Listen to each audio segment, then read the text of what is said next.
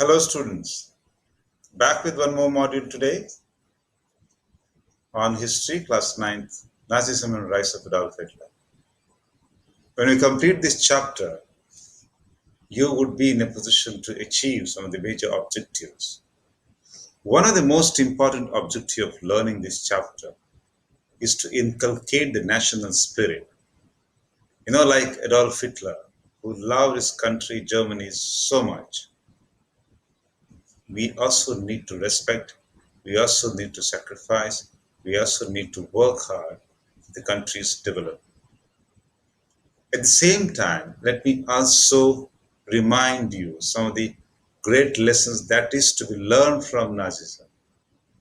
Number one is that we should not hurt the sentiment of any communities or any sections, and also we should not disregard the interest and sovereignty of any other countries in the world. And that's the most important aspect we need to remember. The second important aspect is that a second important lesson that is to be learned from Nazism is that to live peacefully and also let others live peacefully. So reminding all these aspects to be learned from this chapter. So when you complete study Nazism, you would be in a position to tell your mind that yes, we should not repeat the past. Instead, we should learn something from the past. We should not repeat Nazism, but we need to respect, we need to love everyone within the country or anyone outside the country.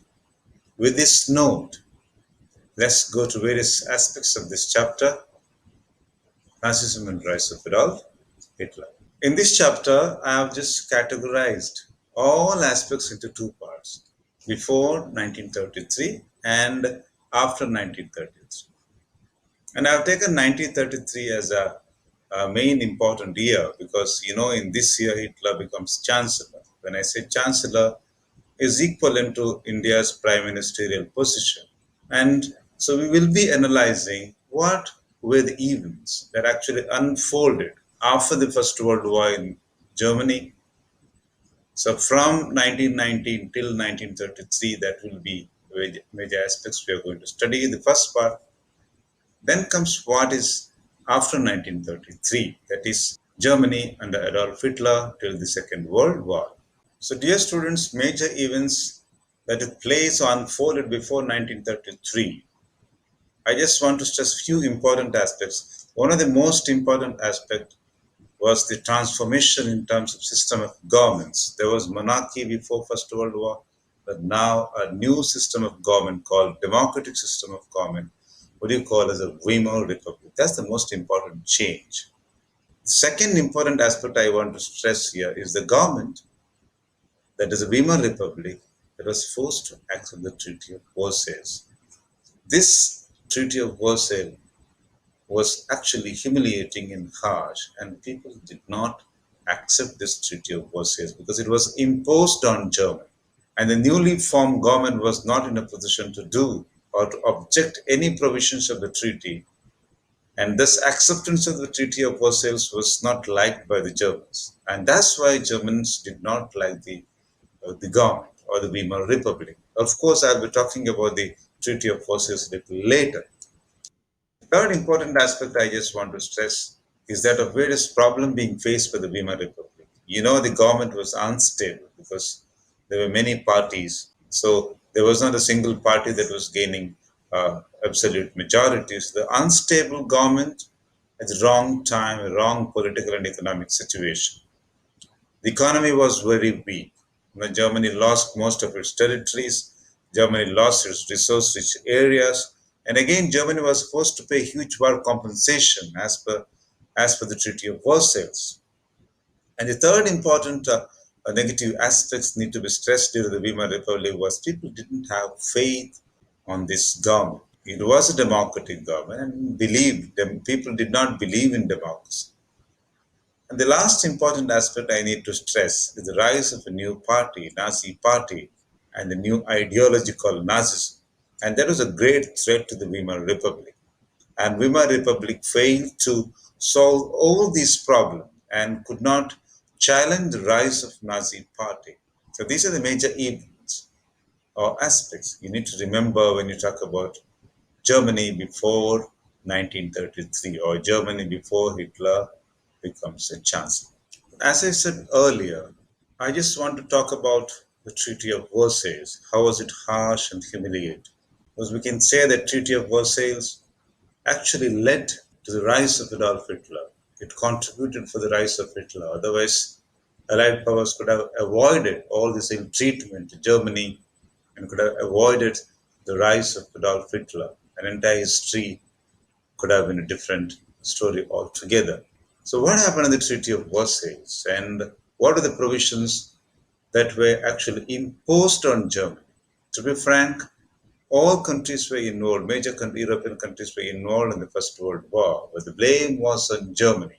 So, what were those provisions of the Treaty of Versailles? If you start with, I have marked as number one, for example, Alsace and Lorraine. Okay, that was given to France, the German territory given to France. That's one important provision of Treaty of Versailles. The second important provision was Eupen and Malmedy. These are the places of Germany given to Belgium. Number two, I have marked as, if you see the map, number two. The third one is Germany losing Schleswig to Denmark, marked as number three in the map. And number four is that of parts of Germany lost to Poland. I have marked as number four, especially West Prussia, Posen, for example, to Poland. And the fifth important aspect, Upper Silesia, that was also lost to Poland. And the sixth item, the sixth place, that's most important, resource-rich area called Saarland. You can see on the left side, between number one and number two on the map, you can see the Saarland being lost to France, and the number seven item, that is Rhineland, marked as seven number, Rhineland, that was demilitarized. So the Germany was not in a position to keep its military force in these regions. And apart from this, Germany was asked to pay huge war compensation. And that's why I say the Treaty of Versailles was harsh and humiliating. And that itself led to the rise of Adolf Hitler. This treaty actually made people to hate Weimar Republic, and they were waiting for some great prominent leader, anybody who could save Germany from further humiliation. And there comes the great leader, Adolf Hitler, who promised people to undo the Treaty of Versailles. That's how Nazi party gained popularity. In the meantime, Weimar Republic lost its popularity. After knowing the Treaty of Versailles' various provisions, let me just talk to you about three important leaders who were behind formulating various provisions of the Treaty of Versailles. Yes, they had differences of opinion, but the final outcome was very harsh on Germany. First personality I'm just referring to from England, David Lloyd George. The second personality from France, Georges Clemenceau. Third important personality from America, the then President of America, Thomas Woodrow Wilson. So these were the major leaders behind the formulation of the Treaty of Versailles, which was harsh and humiliating on Germany. So we studied various aspects so far, which took place before 1933. And let's concentrate now more on what happened in Germany after 1933. And these three important leaders, we call them as Big Three, the Big Three leaders. When you talk about various events that took place after 1933, I just want to stress on these three important aspects. Number one aspect is that various strategies adopted by Adolf Hitler to capture and come to power. Because Germany had a republic form of government, that is Weimar Republic. And the first thing, of course, you need to gain popularity in the German parliament called Reichstag. Then only you can come to power as a chancellor. So that was the strategy of Adolf Hitler. That was a plan of Adolf Hitler to make his party popular. And for that, of course, he adopted various strategies like Nazi salute, great rallies being organized. So to gain and muster the support of the common people, and thus becomes the chancellor. And of course, he succeeded in that in 1933.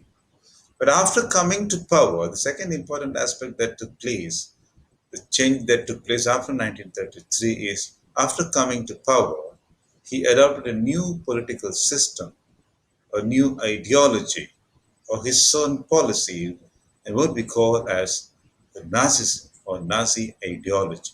Of course, I'll be talking about Nazi ideology a little later. The third aspect, the various changes he introduced in Germany after 1933, after becoming chancellor, then mainly initially after becoming chancellor, then of course later as a dictator in Germany. So what were those major changes introduced by Adolf Hitler? Number one, economic policy, that is to create job and to create employment like national highways or people's cars. So these were these plans introduced by Adolf Hitler to rebuild the economy of Germany.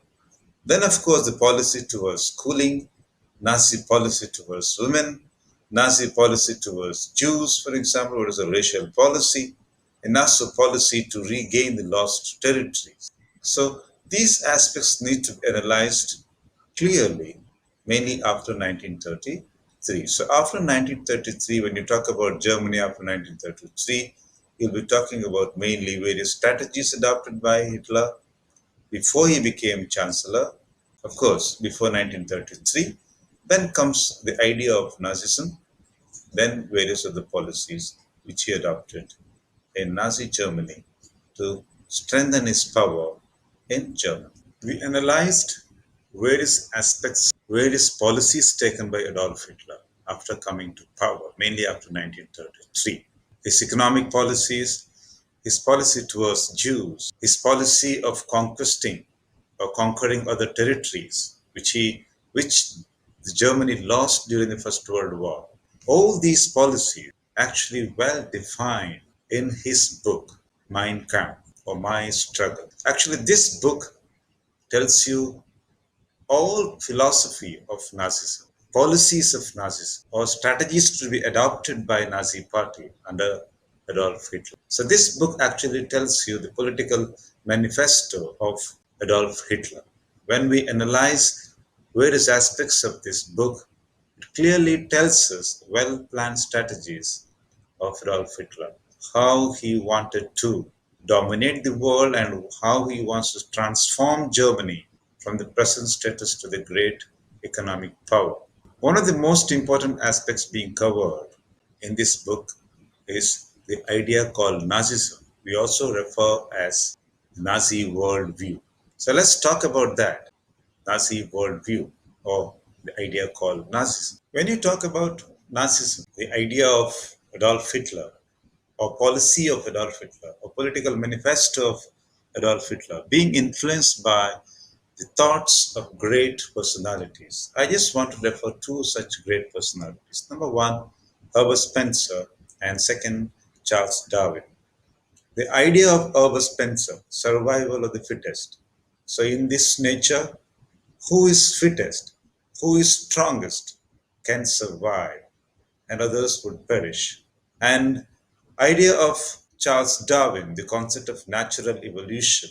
But please remember, these two scholars, their ideas were not against to the natural process. Everything should be natural process. Survival of the fittest or the idea of evolution is a natural process. And there is no need of having any human beings interference there. It is a natural process.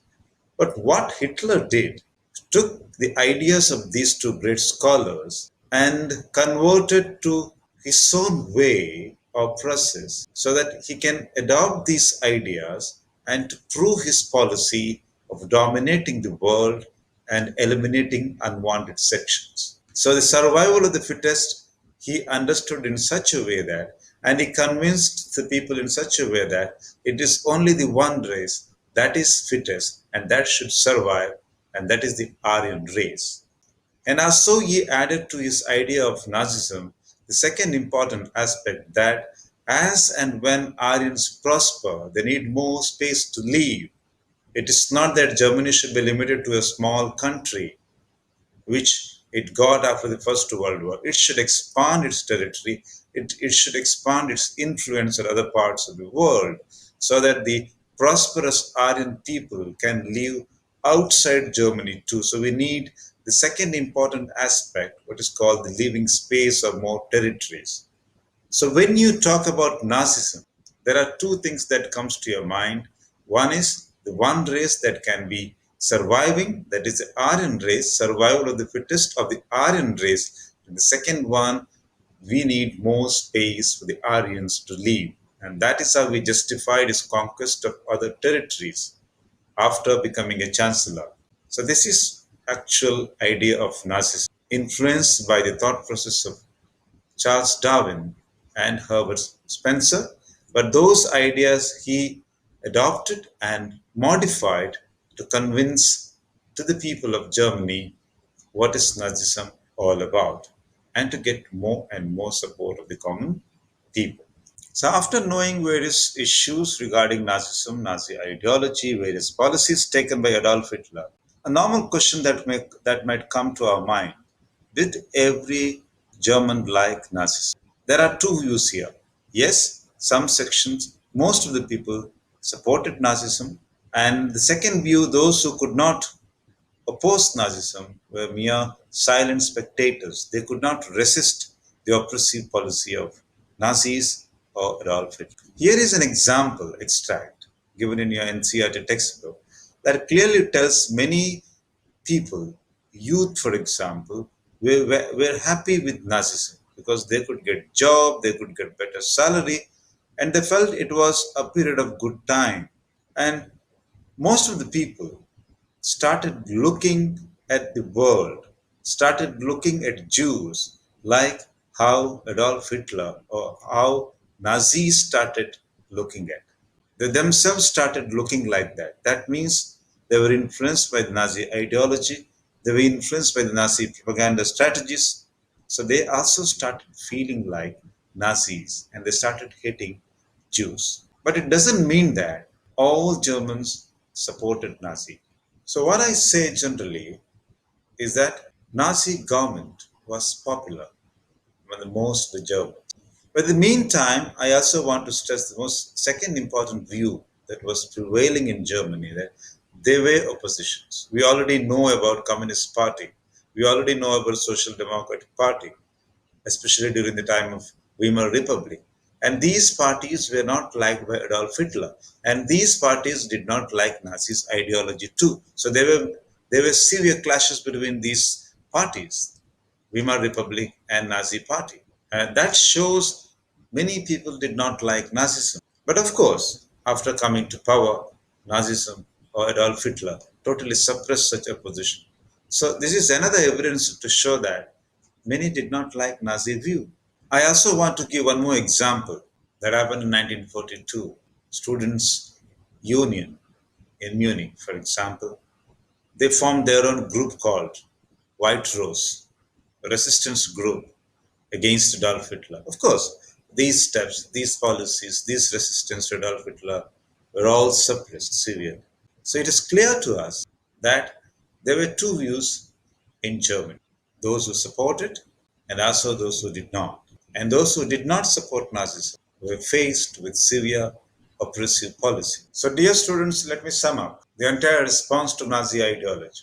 Two sections, those who supported, those who started feeling like Nazis, and those who started hating Jews. That is one section. And there is another section who did not like Nazi ideology, but they could not resist the emergence of Nazi power.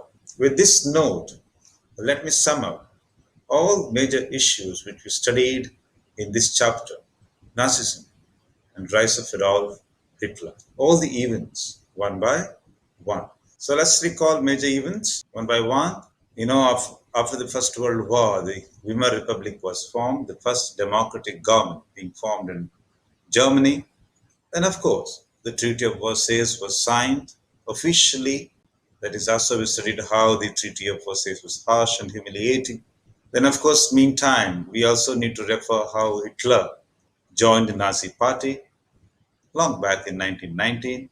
before he became the chancellor. Then, of course, how he was arrested for treason and later releasing from the jail. That's another important aspect. Then, of course, during Weimar Republic, the Great Economic Depression or economic crisis, how Germany suffered because it lost its resource-rich area as per the Treaty of Versailles, and of course, it could not balance or manage economic crisis. Weimar Republic was a total failure in this regard. And then, of course, meantime, how Nazi Party tried to gain popularity, adopting swastika as a symbol of prosperity. Of course, you know that. And it was also a symbol of Aryan superiority and effectively utilized by Adolf Hitler to capture power slowly, gradually, and to overthrow the Weimar Republic. And these were the events that happened before Hitler becomes Chancellor, 1933. Some of the events which we also studied after Hitler became a chancellor, fire decree, we know that, how the Reichstag was put on fire and the blame on Communist Party mainly because he wanted to eliminate the opposition to the Nazi ideology. Then, of course, we have seen a passing of Enabling Act. Actually, this act gave enormous power to Nazi Party or Adolf Hitler to sideline the parliament Reichstag. And actually, after this Enabling Act, Hitler became a dictator, a shift from chancellor to a dictator. And how Hitler came out of League of Nations in 1933. Then comes, of course, attack on Austria, 1938, and unifying Austria and Germany. The 1939 attack on Poland that actually begins the Second World War. The last important event is Germany, 1939-1945, because it was during this period he adopted various policies within the country and internationally how he conquered various territories. And in 1945, how his entire tenure, his entire life comes to an end. And that's how this chapter comes to an end. Dear students, we are at the end of this chapter. We covered various topics under Nazism and rise of Adolf Hitler. I just want to sum up again briefly this entire chapter.